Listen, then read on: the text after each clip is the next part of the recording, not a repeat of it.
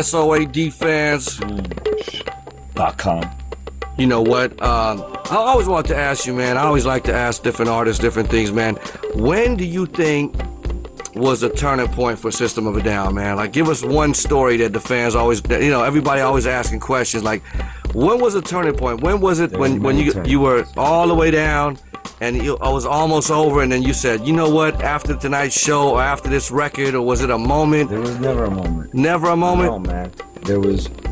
The moments came organically, you know, and when they came, they made things happen, and then you just went with it. You don't make it happen; it happens. But was there like a time when you met with Rick Rubin or like somebody? The Rick Rubin time, the time that we had the first show. It's like, okay, our first show blew the fuck up. Why? No one knew who we were, right? Right. But they put us in because they didn't know what we were. They didn't know what System of a Down was. I couldn't explain it. Like, we didn't have a demo tape. We had no money to make a cassette. Right. This is back in the day where, you know, we didn't have computers or nothing, and we couldn't make demos. Right. Because we didn't have money. I was working at a kebab stand or a bank or whatever. I was at school, skateboarding, and so I couldn't like tell them what we sounded like. Oh, we sound like this. So they put us in between 3 ska bands, and then it was us, and then 3 ska bands, and then so we stood the fuck out. Right. And that was a turning point right there. Everyone went, "What the fuck were those guys?" Like, it was like these ska is great, by the way. I give props to them. Right? Next band. Next band. Next band comes. Fucking people start flying. There's like fucking black and white suspenders flying around, and people started getting crazy. And then all of a sudden we left, and it was so we stood out, and that's what it was. Okay, that's one turning point. The next turning point, they threw us with Slayer and Sepultura. And I was like, fuck. There are these 4 Armenians doing whatever the fuck they want, singing songs about sugar and sweet peas and the devils and mines, but they gotta open up for legends that made them, Slayer and Sepultura, and like we did it. How'd you do that night, man? How did we do it? We just did it. These motherfuckers looked at it and said, "You're not Slayer, fuck you." We had shows where we would be like, the crowd would go, shh, silence, right? So we play the same song again. And then the crowd would be like, okay, wait a second. Did we just hear that? Because they were, and then they started liking it because they go, these guys are crazy because they're playing the same song over and over again. You did that? You played the same song? The same song over and over again. And because it was like, we got tired of getting no reaction or fuck yous and you suck or we're Slayers, you know. We love Slayer more than you do, motherfucker. We're up here. We just got lucky and got up here. Right.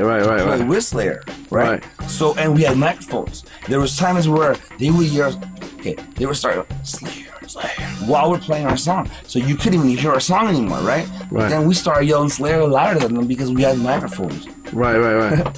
So then they stopped yelling Slayer because we were louder, and then we started playing our song again, and then they went crazy.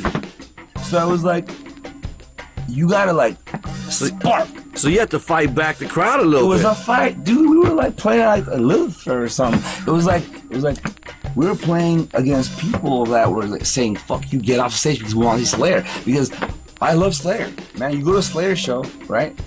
You don't want to see anybody else. You're going to a Slayer show, right? Right. So who are these 4 guys from Eastern Europe, you know, growing up in Hollywood, skateboarders, punk rockers, right? Went to Armenian school, that love music and art and shit, and they're playing songs and they got makeup on and they got paint on their faces and shit, and they're opening up for Slayer. You don't want to see that, dude. You want to see Slayer. You didn't pay your $20, $50, whatever they pay to see this band. You went. So we got harassed a lot, man. They didn't know who we were. Right. So we had to fight back. You had to fight, you know? And at first it was rough. and tough because it was like, fuck, they don't like us. But it was like, but we like us. You know, like we're doing what we love, and we don't. When you love something, you just keep fucking doing it, man. You don't stop. You don't do it because someone doesn't. You don't stop doing it because someone don't like it. Right. A Chosen hasn't come out yet. It's been 4 fucking years I've been saying it's gonna come out. My motherfuckers don't know yet, but when it comes out, they're gonna be like, "Oh my god, why didn't we get it before?" But you know what? I'm not gonna sell it out. I'm not gonna give it to someone and have it come out and like be a flavor of the month and a radio single, shit, right. A club hit. No, I want people. When it comes out, it's gonna be coming out by people, be put out by people that understood it and like, you know. Are gonna take time to listen. It's like Texas Chainsaw Massacre versus Scream. Damn. That's what it is. There it is. My man broke it down right there. You know, it's like an action flick versus a fucking a cult classic. You know, it's like, do you want to be entertained by explosions or do you want to be entertained by thoughts, by creation? And that's how art imitates life. There it is. So anyway, man, I'm talking too much. Peace. Peace. See you later. Peace. Peace. Peace. Peace. Peace.